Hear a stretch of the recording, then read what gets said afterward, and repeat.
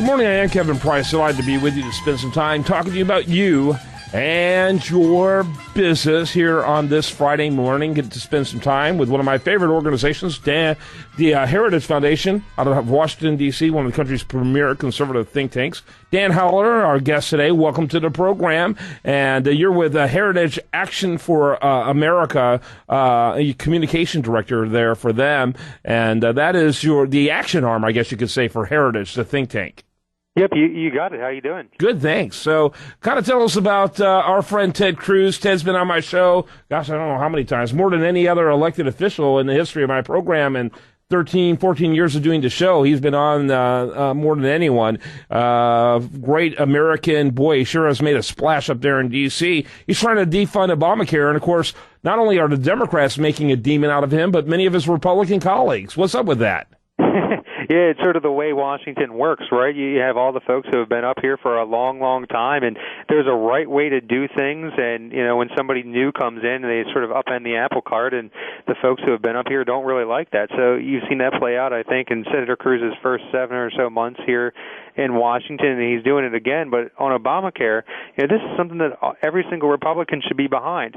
These guys ran on repealing Obamacare. That's the reason why a lot of them are still in office or were elected to office in the first place, is because they pledged to get rid of Obamacare. And we have a chance here on the year-end funding bill to say, you know what, we're happy to fund the government, but we're not going to spend another taxpayer dime on Obamacare. And for whatever reason, there are some in the Republican Party who are resisting that message. Yeah, absolutely they are. And I think they're just afraid of somehow looking like the bad guys on something that the vast majority of the American people have said they oppose. 65% plus say they don't like Obamacare.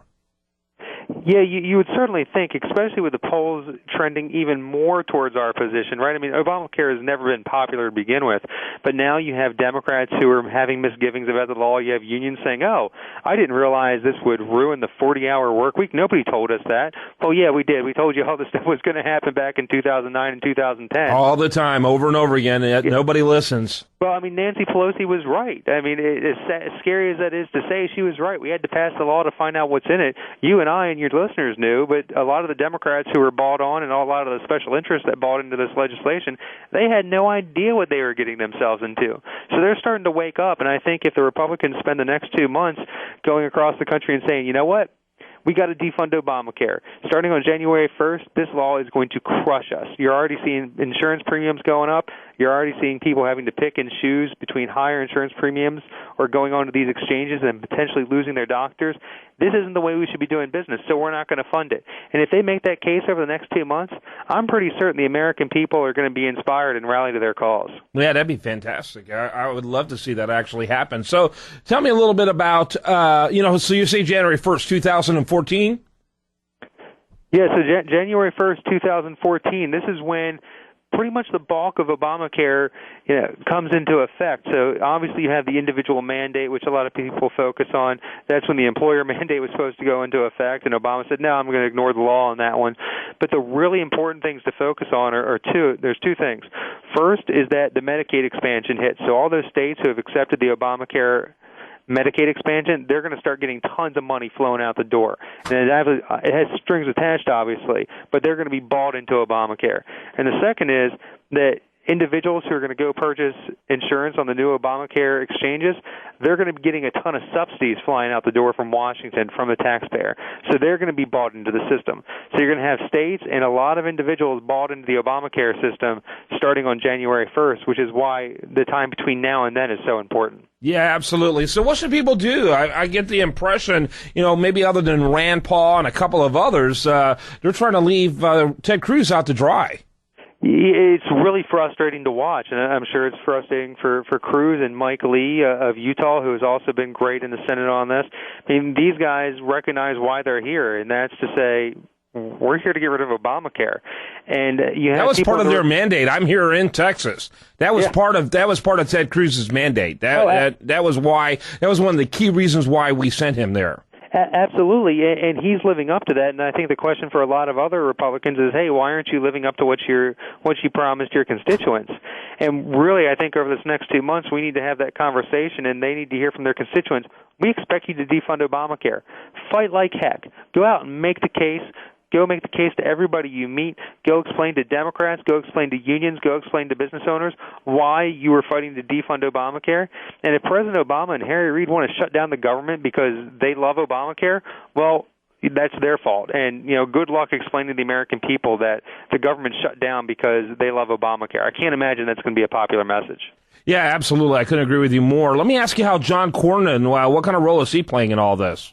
This has been an interesting one to watch, and Senator Cornyn has, I think, co-sponsored Ted Cruz's legislation, which is the sort of, that outlines how you would defund Obamacare.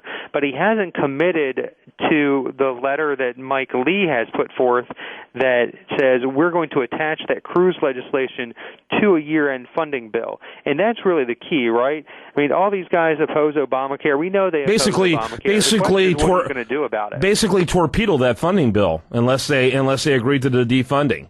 That's exactly right. So, what Mike Lee is saying, we have this great piece of legislation out there by Ted Cruz, and we need to make sure that the only way we vote for a year-end spending bill is if that Ted Cruz legislation is attached.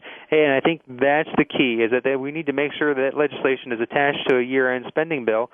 And if they insist on that, they're going to put Harry Reid and Barack Obama in the choice of either advocating a government shutdown so they can fund Obamacare, or making them, go back on Obamacare and say, you know what, you're right, this isn't ready for prime time. And I think this is a debate we can win if the Republican establishment's willing to have it. Mm-hmm. I think you're right. And so I would assume you're encouraging anyone who hears this, who has friends and family, or, because I have lots of listeners around the country as well, and this will also be at usdailyreview.com, so people all over the country will be able to see it. Contact your senator, put pressure on your senator, and say, hey, remind him what the mandate is for Republicans and certainly this past 2 election cycles. Yeah, certainly call your senators, call your representatives too, because they play a huge role in this. That's where the funding bill is going to start. It's going to start over in the House, and ask them, why aren't you being supportive of this effort? Please support this effort to defund Obamacare. This is the best chance we have right now to stop this law from going into effect, and we all know how bad this law is. So, let's take a stand and fight. And, if we all do it and we all spend the next 2 months doing the exact same thing and pushing this message, I'm pretty sure we can achieve a lot. But we have to get on the same page first. Yeah, absolutely. Absolutely. So delighted to be able to spend some time with you, learn more about what's going on. What's the website over there? I, of course, am familiar with the website for Heritage at heritage.org. How do we learn more about what you're doing? You can just go to heritageaction.com. You can get the latest on the defunding effort and everything else that's going on in Congress. heritageaction.com. Dan Holler, our guest. Thanks for being with us. Hey, thanks a lot. All right, do want to remind you, best content here shows up over there at usdailyreview.com. By the way, I don't know if you heard about this incredible speech that was prepared for Queen Elizabeth in 1983 in the event of nuclear war. You can read the entire text at usdailyreview.com. Stay tuned for more after this.